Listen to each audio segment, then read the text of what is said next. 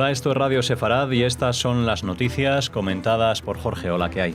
¿Qué tal, Alejandro? Vamos con los titulares de hoy. Hamás enmienda su carta fundacional aceptando un Estado palestino en las fronteras de 1967 como etapa de su objetivo. Propuesta de ley en el Parlamento israelí para evitar los sueldos que premian a los palestinos condenados por terrorismo. Nuevo movimiento en Israel, Penima, y la vuelta de Gidón Saar a la política del Likud. Enfrentamiento diplomático entre el Reino Unido y la Autoridad Palestina. Tras estas noticias, volveremos con Raquel, como es costumbre, para hablar de la agenda cultural, y ahora hablamos del grupo terrorista Hamás que controla Gaza. Ha modificado su carta fundacional para respaldar la creación de un Estado palestino dentro de las fronteras anteriores a la Guerra de los 6 Días de 1967, pero no reconocerá la existencia de Israel. Se trata de una enmienda a la cláusula 19 del Acta sobre la que se fundó en diciembre de 1987. El texto no ha sido presentado de manera oficial, pero seguramente pronto se dará a conocer por el Politburó del grupo en Qatar. Este documento, sin embargo, destacan, no significa el reconocimiento de la entidad sionista, Israel, y nunca será una concesión de ninguno de los derechos palestinos legítimos. El documento también habla de Jerusalén como capital de Palestina, añadiendo que Hamás rechaza todos los acuerdos, tratados, iniciativas y otros proyectos de asentamientos dirigidos a eliminar la causa de Palestina. Y culminan diciendo que resistir la ocupación es un derecho legal y la resistencia armada una elección estratégica. Finalmente, diferencia entre judíos y sionistas, porque nuestro conflicto es con los sionistas, no con los judíos. Bueno, esto es un retoque de maquillaje a la carta fundacional, pero bueno, es importante porque desde 1987 han pasado 30 años desde la creación de Hamás y no se había nunca retocado estos aspiraciones o misión maximalista de que no hablaba de un Estado palestino, sino de simplemente de echar a todos los judíos y matar a todos los judíos que estaban ocupando la tierra de Palestina. Como digo, ni siquiera con el objetivo de crear un Estado palestino, sino simplemente con el objetivo de echarlos. Ahora, esto suena a una especie de compromiso político, algo pragmático, para tender ciertos lazos de colaboración con la Autoridad Nacional Palestina. Es decir, fijarse un objetivo común. Pero el objetivo común de aceptar un Estado palestino en las fronteras del 67, que ya de por sí es un objetivo maximalista y al que Israel no está dispuesto, tal como se podría entender toda la frontera del 67, es decir, de la evolución de los territorios de Cisjordania, de Hamás, de Gaza, digo, y también de los barrios orientales de Jerusalén, cosa que eso es totalmente inaceptable para Israel. Pero incluso en este caso, el reconocimiento de la aceptación de un Estado palestino no viene aparejado de la aceptación que del otro lado hay algo. No existe nada más que algo que ellos llaman la entidad sionista, y esta aceptación de la frontera del 67 es simplemente una etapa de ese objetivo. ¿Qué quiere decir? Que de momento vamos a ver, conseguimos esto y una vez que tengamos esto, pues vamos a ir a por todas, que es el verdadero objetivo, que es el mismo de siempre, echar a los judíos del territorio de Israel. Ahora, tú puedes decir, como ellos dicen en la última frasecita para que quede bien, dice, no tenemos problemas con los judíos, sino con los sionistas. Pero claro, tienen un problema con los judíos que viven en Israel. Entonces, esos judíos que viven en Israel son los sionistas. Y los judíos que no viven en Israel, evidentemente ellos no, lo único que están declarando es de que, digamos, que a nivel operativo no van a salir a cometer atentados fuera de Gaza, pero eso es algo que cae por su propio peso, porque no pueden salir de Gaza a cometer atentados. Es más, les resulta muy difícil cometer atentados en el propio Israel, que lo tienen pegado. Por eso lo que están haciendo es tirar misiles desde dentro para afuera, y por eso están construyendo túneles, porque no pueden atentar contra nadie. Están allí. Y Egipto tampoco les abre las puertas para que vayan a atentar también contra los egipcios. Así que esto de decir nosotros no vamos a hacer algo que de ninguna manera podríamos hacer, es como si yo dijera me comprometo a no llegar al número 1 de la lista Forbes de los más millonarios del planeta. Evidentemente sí me puedo comprometer. Es más, si me pagan, estoy dispuesto a hacerlo en este propio instante. Pero es una tontería. Todo esto es una tontería, pero que es una tontería que puede facilitar el diálogo entre las facciones palestinas que están en una guerra civil. Algunos utilizarían la palabra larvada, pero en este caso ha sido desatada, y hay muchos centenares de muertos en esta guerra civil entre las facciones de Hamas y la OLP, algunos en una sola noche, en 100 y pico, en cuanto Hamas tomó el poder en la Franja de Gaza, pero también hay que contar a todos los que caen en manos de la policía de Cisjordania, de Ramallah, y que son torturados y matados. Lo que pasa que de esos no se habla, porque como no los matan los judíos, pues entonces las víctimas palestinas en ese caso no cuentan. Entonces, otra vez, una gran declaración de la cual esto sí aparece en todos los periódicos españoles. Jamás reconocería las fronteras de Israel, y no son las fronteras de Israel. Lo que aceptaría es que de momento me dejen pactar y considerarme como un interlocutor válido para negociaciones, cuando mi fin sigue siendo el mismo, que es como ellos dicen en esta enmienda, dice la resistencia a la ocupación, como ellos la denominan, es un derecho legal. Legal, no sé de acuerdo a qué ley se están refiriendo, y la resistencia armada, una elección estratégica. Y a lo que ellos llaman resistencia armada es a lo que el resto del mundo llama terrorismo. Es más, incluso con apellido, terrorismo yihadista, porque no tiene la pretensión de liberar un Estado o lo que sea, sino simplemente de matar a gente de otras facciones, en este caso religiosas, gentes de otra religión. Esto lo hemos visto... no tanto, sí, últimamente también, pero lo venimos viendo ya desde la época de las cruzadas y anteriormente, estas guerras de religión, y esto es lo que pretenden Hamas, y lo ponen por escrito. Sí, nosotros vamos a desatar guerras de religión, es lo que se llama una elección estratégica de la resistencia armada. Palabras nuevas para un terrorismo muy antiguo. El diputado Elazar Stern del partido Yesh Atid, junto con otros diputados de la coalición y la oposición, presentaron recientemente a la Knesset la propuesta de ley de deducción de fondos a la autoridad palestina con respecto a su apoyo al terrorismo, según la cual la transferencia de fondos de la autoridad palestina a los terroristas es una violación de los acuerdos de Oslo, por la que el Estado debe deducirlos del pago de impuestos que envía anualmente a la organización palestina. Esos fondos, conocidos como salarios de los terroristas y a sus familias, llegan a la cifra de 258 millones de euros. Por ejemplo, terroristas implicados en el asesinato de 66 israelíes y condenados a 67 cadenas perpetuas han recibido hasta el momento, de forma acumulativa desde su detención en 2002, un total de 180.000 euros. No está mal, ¿eh? Son 30 kilos, 30 millones de pesetas de las de antes, para alguien en 15 años que va acumulando ese sueldo. ¿Por qué? Porque mató a 66 judíos. Ese es su mérito. No descubrió una vacuna, no ha hecho una labor humanitaria, lo único que ha hecho es matar israelíes. Y por eso, con el dinero no propio, no producido por la autoridad palestina, que ellos pueden decir, yo con mi dinero hago lo que quiero. No, con el dinero recaudado de la ayuda internacional. ¿Y esa ayuda internacional quiénes son? Bueno, pues ya hemos visto el 71%, por ejemplo, de los que aportan a la UNRWA, para el tema de los refugiados palestinos, son países occidentales. No tengo aquí las cifras de los que ayudan directamente a la autoridad palestina, pero debe ser una cifra similar.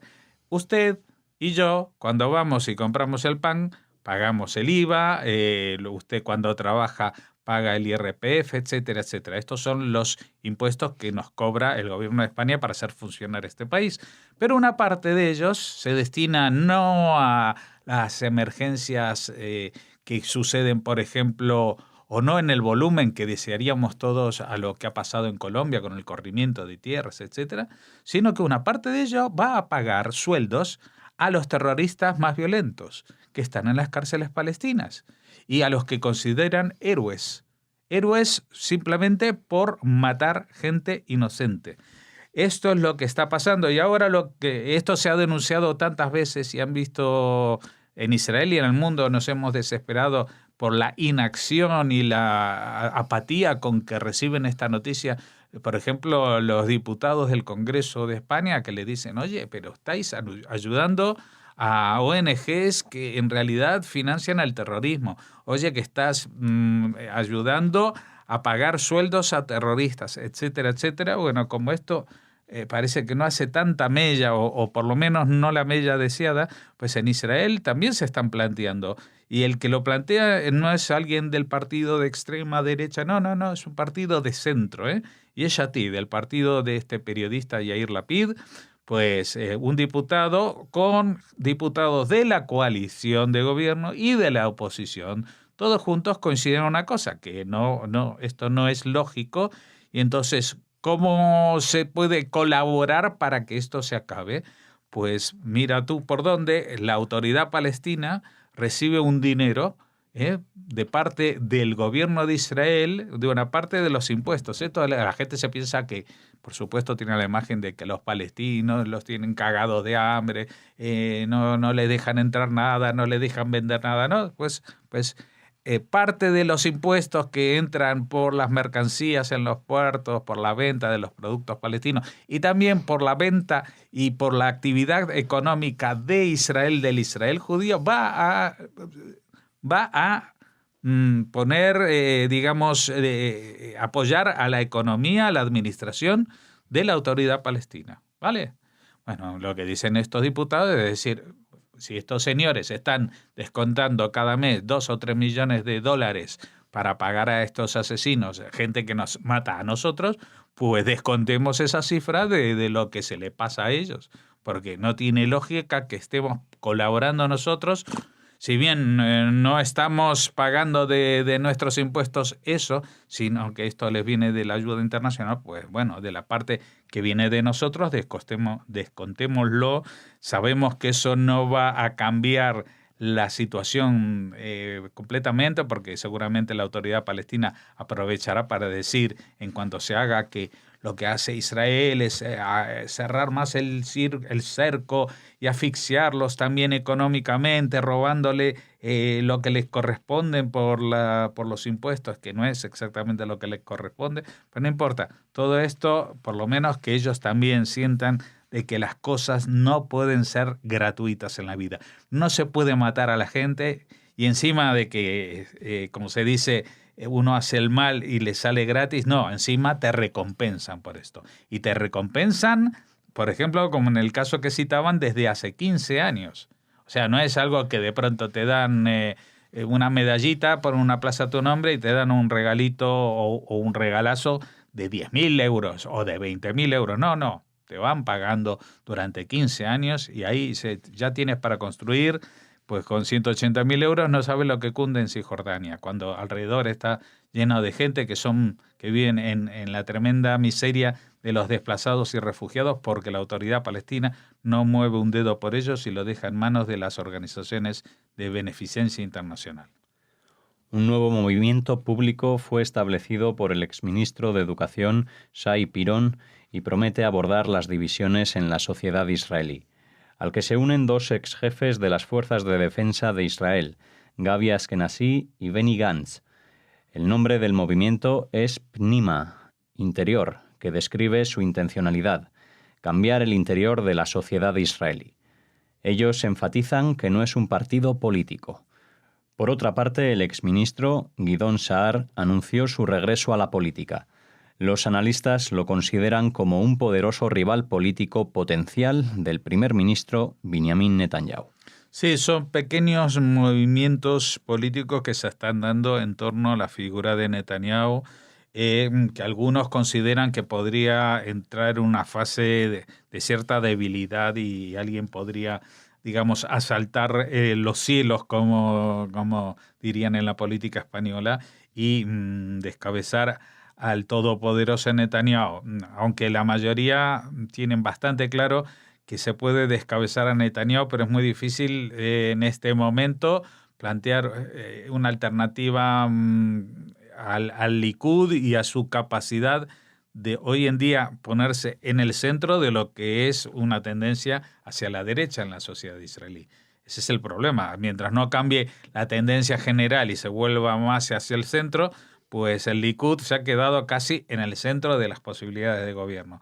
Con lo cual, lo más interesante que puede, con vistas a un futuro próximo, es ver qué candidatos pueden aspirar al recambio de Netanyahu dentro del propio Likud. Y Guidón Saar, que había sido ministro de Educación, pues hace 2 años y medio, se alejó, renunció sin ninguna situación personal acuciante, simplemente dijo que se retiraba de la política un rato, y es lo que hizo. Estuvo 2 años y medio fuera, y ahora parece que quiere volver y está allí haciendo, digamos, política base, tratando de aunar voluntades para ver si existe la posibilidad de cambio dentro del Likud. El otro escenario es el del otro ex ministro de Educación, Shai Pirón. Este es era del partido Yesh Atid, o creo que sigue siendo del partido Yesh Atid, y que se ha unido a 2 jefes de Estado, jefes del mando del ejército, ex jefes, Gabi Ashkenazi y Benny Gantz, 2 personas que tienen una buena imagen pública y que no lo llaman partido, pero seguramente este movimiento va a tener algún tipo de representación política. No sé si es un movimiento de Shai Pirón para atraer nueva gente a Yesh Atid, o hay alguna posibilidad de que este grupo se establezca primero como independiente y luego se asocie al campo sionista, que por ahí me parece que van los tiros de esta tendencia, que lo que trata de hacer es hablar de temas que ocupan a los israelíes y que no tienen que ver con el conflicto con los palestinos, que tienen que ver con los conflictos internos que tienen entre ellos los israelíes, el precio de la vivienda, el costo de la vida, el tema de que los religiosos no van al ejército o sí van al ejército, y que no hay una igualdad, digamos, frente a las obligaciones legales, etcétera, etcétera. Estas son las cosas que pueden atraer más gente a este movimiento PNIMA. El Reino Unido se ha negado hasta el momento a otorgarle una visa diplomática al nuevo representante de la Autoridad Palestina, Maen Areikat, antiguo representante de la organización en Washington. La oficina palestina en Londres fue elevada al grado de misión diplomática en 2011. Al parecer, el enfrentamiento diplomático surgió cuando los palestinos amenazaron con tomar acciones legales contra Reino Unido si Londres no se retracta de su intención de celebrar el centenario de la Declaración Balfour, el documento firmado en 1917 por el secretario de Exteriores, Sir Arthur Balfour, que anuncia la intención de su gobierno de facilitar un hogar nacional para el pueblo judío en la tierra de Israel. Las autoridades palestinas han calificado a la Declaración Balfour como un crimen, y en julio pasado, funcionarios de Ramallah anunciaron sus planes de demandar al gobierno británico por el documento, incluida una reparación mediante el reconocimiento del Estado de Palestina. Claro, lo que pasa es que no se puede reconocer un Estado que no existe, porque si usted piensa que existe un Estado de Palestina porque es miembro no sé en qué categoría lo han puesto en la Asamblea General de Naciones Unidas, pues a ver, que alguien me diga, por ejemplo, dónde están los límites del Estado de Palestina, dónde está mínimamente decir, a ver, dónde exactamente está ubicado eso. Pero aparte de que no se puede reconocer lo que no existe, Londres, yo creo, bueno, las autoridades inglesas, ¿no? Yo creo que se están un poquito arrepintiendo de este reconocimiento que hicieron en 2011, que fue cuando todo el mundo se apuntó en noviembre de ese año a esta movida justamente a Naciones Unidas de darle una apariencia de Estado a los palestinos, ¿no? Porque ahora pues se le han subido a la chepa y ahora les dicen pues tienen que retractarse de algo que firmaron hace 100 años. Claro, vamos a ver, aparte de que no tiene ningún sentido y que los ingleses no están por la labor, ¿esto qué sería? Como que de pronto les diríamos a los que firmaron el Tratado de Utrecht hace 300 años que también que se vuelvan atrás, que se retracten y entonces vamos a ver si Cataluña ya es independiente y ya debe serlo y si Gibraltar entonces sigue siendo español y no sé cuántas otras medidas que se firmaron en ese tratado o sigamos atrás en la historia y reconstruyamos toda la narrativa de todo lo que pasó en la historia del mundo y neguemos todo lo que pasó y contemos la historia tal como nos parece a nosotros. Pero el tema es que en 1917, a final de 1917, cuando los ingleses vencieron al Imperio Otomano, entraron en Jerusalén, lo primero que hizo el gobierno, el ministro de Exteriores del rey entonces en la Gran Bretaña, fue declarar solemnemente en la Cámara que ese territorio que entonces pertenecía a la provincia llamada Siria-Palestina, todo lo que estaba al sur de esta provincia, pues iba a ser el hogar nacional para los judíos. Así, punto y pelota. No dijo para los judíos y los árabes, no dijo para los judíos y los palestinos, porque entonces nadie usaba esa terminología. Digo, esto va a ser para los judíos.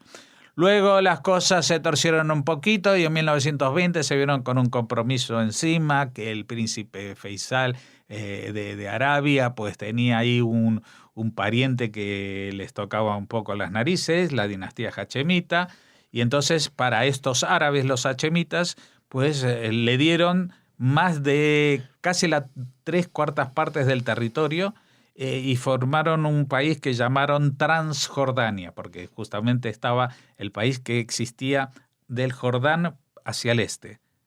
Pues después de haber recortado todo eso, pues los ingleses en 1947, por presiones de las revueltas árabes que durante la Segunda Guerra Mundial se habían posicionado contra los ingleses y unidos con los nazis, pues proponen hacer una partición y crear 2 estados. Los judíos encantados con el cachito que les daban, pero los árabes otra vez dijeron que no. Y dijeron que no, atacaron y después ya las cosas pasaron lo que pasaron. Y lo que hoy en día se reivindica como las fronteras de antes del 67 no son más que las líneas de armisticio de esta guerra que se libró no contra los palestinos, porque los palestinos no existía un Estado ni una nación, ni siquiera se identificaban a sí mismos como palestinos, sino que esta guerra se libró contra 7 ejércitos árabes. Entonces, lo que se llaman fronteras son líneas de armisticio que no han sido reconocidas por ninguno de estos países árabes, excepto los con los cuales se han hecho tratados de paz, siendo Egipto y Jordania los únicos. Así que todo esto es un sinsentido. Y esta rabieta, pues fíjate tú por dónde, que los ingleses, como son ellos, que hasta se están yendo de Europa por mucho menos, vienen ahora a los palestinos y le dicen que se retracten de lo que han dicho porque nos ofende y que nos reparen, que nos hagan una reparación y que, bueno, a ver. Entonces los ingleses, como son muy educados, en vez de mandarlos a tomar por saco, que sería lo que diríamos aquí en España, pues les retrasan al reconocimiento del embajador y por eso están muy ofendidos, pues que sigan ofendidos y sentados. Terminamos aquí las noticias, hacemos ahora una pausa para regresar con la agenda cultural.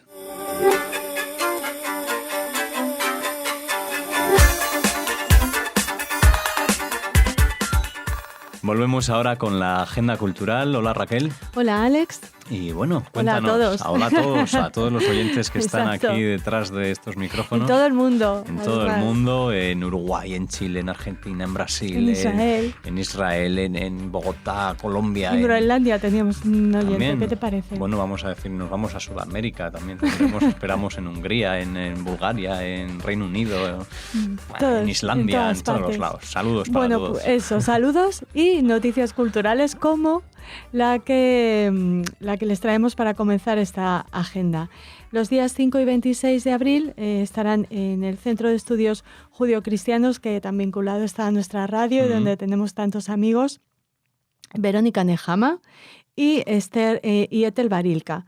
El miércoles 5, Verónica Nehama, que es escritora, ya saben, fue directora del Ibn Gabirol, entre otras muchas cosas, hablará sobre cambios en la perspectiva judía sobre el cristianismo. Es miembro de la Comunidad Judía de Madrid y bueno, les recomendamos que lean su libro Turquesas Mágicas, que es maravilloso. Y el miércoles 26, Ethel Barilka, colaboradora también de Radio Sefarad, doctora por la Universidad Hebrea de Jerusalén, hablará sobre cuál sería un esfuerzo conjunto entre la Iglesia y la sinagoga. Si quieren participar, si quieren acudir a estas dos interesantísimas conferencias, tienen que ponerse en contacto con la Secretaría del Centro de Estudios Judeocristianos. Allí les atenderán con la amabilidad y el interés Seguro. que les caracteriza. Así que les invitamos a asistir a estas dos conferencias a cargo de estas dos interesantísimas ponentes. Bueno, pues conferencias para el calendario 25 y 26 de abril. Y seguimos hablando de ponencias, de conferencias, porque en este caso el Círculo de Amigos del Centro de Abar ofrece el jueves 6 de abril a las 8 una tertulia del ciclo Intelectuales y Artistas Judíos Contemporáneos que organiza nuestro queridísimo Jacobo Israel, y en esta ocasión el invitado, el ponente, es John Juaristi, quien hablará sobre el pensador y ensayista George Steiner. John Juaristi es uno de los intelectuales más interesantes de la cultura española actual. Investigador en el área de la literatura y la filología, posee una amplia obra como poeta, novelista y ensayista. Ha sido director general de la Biblioteca Nacional y del Instituto Cervantes y posee numerosas condecoraciones y premios. En la actualidad es catedrático en la Universidad de Alcalá de Henares. Se necesita inscripción previa para acudir a este encuentro y bueno, como siempre será del más alto nivel, porque detrás está Jacobo Israel y ahora bueno, tenemos el gusto de poder anunciarles que John Juaristi hablará sobre nada más y nada menos que George Steiner, así que de nuevo muy interesante. Bueno, pues cosas interesantes para la agenda de hoy, como de costumbre, pero especialmente interesantes. Bueno, hablamos de judaísmo y cristianismo, hablamos de filosofía y de pensamiento y ahora de música. Porque se acerca ya el 5º concierto del Festival de Música de Cámara de la Comunidad Israelita de Barcelona. Será este jueves 6 de abril a las 8 menos cuarto de la tarde, un cuarteto de cuerda que interpretará música de Bach y Mendelssohn. Es ya la recta final de este festival. Contarán para este último concierto en la sede de la CIF con el cuarteto de cuerdas Alpha Strings. El programa previsto se iniciará con Bach para abrir boca, una manera excelente de hacerlo. Acto seguido, la joven formación interpretará el famoso cuarteto de cuerda número 6 del gran compositor judío Félix Mendelssohn. Es el penúltimo concierto del festival, pero no me he equivocado, es el último en la sede del CID, porque luego ya el concierto de cierre se realizará en otro lugar. Así que ya saben, 5º concierto del Festival de Música de Cámara de la CIF con Bach y Mendelssohn. Bueno, 5º, el último de esa serie, pero no el último, habrá otro más. El último en la sede de la CIF. Muy bien, pues anotadas quedan estas citas culturales. Estas citas culturales para la agenda, gracias. Y nada, esperamos que puedan asistir a alguna de ellas, si es que les interesan, seguro que sí. Y muchas gracias, Raquel. A ti y mañana y a todos un los poquito oyentes. más. Hasta mañana. Hasta mañana.